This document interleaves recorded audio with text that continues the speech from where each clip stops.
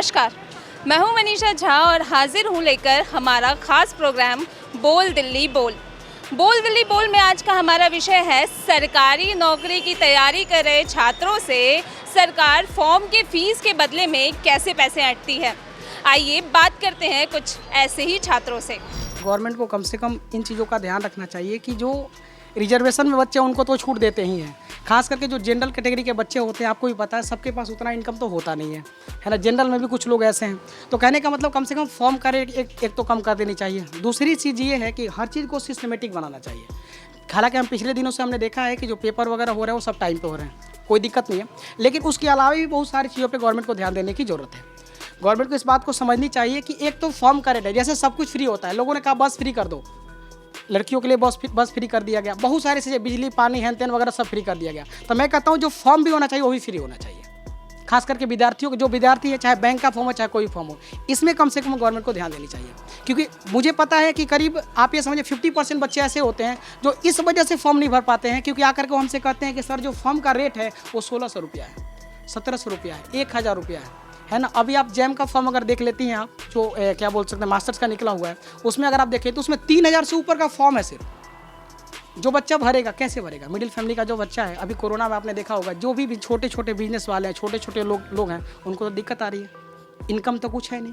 Form तो महंगे निकलते ही निकलते हैं, साथ ही हमें जो ट्यूशन की फ़ीस वगैरह भी देनी होती है, उसके लिए भी हम अपनी तरफ से पैसा दें। एक तो घर वाले वैसे ही हमें वो कर रहे हैं कि भाई जॉब कर। अब उनको किसी तरीके से मनाओ कि नहीं हमें सरकारी गवर्नमेंट की तैयारी करनी है, तो उसके लिए भी अब पहले फॉर्म के लिए फ़ीस भरो, फिर हमें खुद से तो इतना चीज़ें आती नहीं है। मैं कॉमर्स फील्ड से हूँ, अब सरकारी नौकरी में तो सारी आर्ट्स के साइड से वो आती हैं चीज़ें। अब उसको पढ़ने के लिए कोचिंग लगाओ, उसकी फ़ीस दो, ठीक है। अब उसमें भी ये है, मैंने रेलवे का पेपर भरा था, उन्होंने कहा कि 500 रुपये की फ़ीस है, 100 रुपये बस आपकी फ़ीस रहेगी, 400 रुपये रिटर्न हो जाएंगे। 3 साल हो गए उस पेपर को, आज तक वो 400 रुपये नहीं है। ना तो गवर्नमेंट जॉब दे रहे, ना फिर उसकी क्लासेस दे रहे, एक फॉर्म ऊपर से जनरल वालों के लिए और महंगे कर रखे हैं। मिडिल क्लास फैमिली अगर बहुत सारे अपॉर्चुनिटीज़ आते भी है तो फ़ी के चक्कर में हम नहीं फिल कर सकते। सो गवर्नमेंट को प्रोवाइड करना चाहिए। जैसे एसएससी के कुछ पेपर्स में लड़कियां का फ़ी कम नहीं है, नेग्लिजिबल है। लेकिन बैंक में जो चाहें बहुत सारे पेपर्स है जिसमें है लड़कियां, जब एजुकेशन दोनों के लिए बराबर है तो मैं चाहती हूँ कि फ़ी गवर्नमेंट को नेग्लिजिबल करना चाहिए, क्योंकि कोचिंग्स में तो देते ही हैं, और अगर अपने से भी तैयारी करें तो फ़ी को देख के नहीं। और अभी तो कोविड आ चुका है तो सबकी फाइनेंशियल स्टेटस ख़राब हो चुकी है।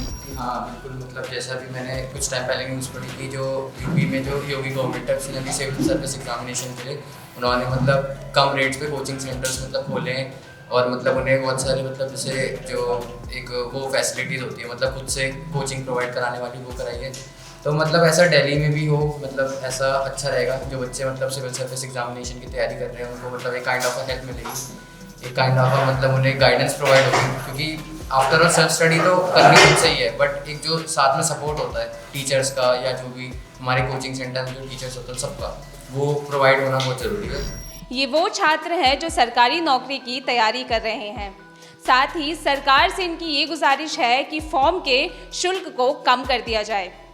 कैमरा पर्सन राहुल के साथ मैं मनीषा झा, ABN न्यूज़, दिल्ली।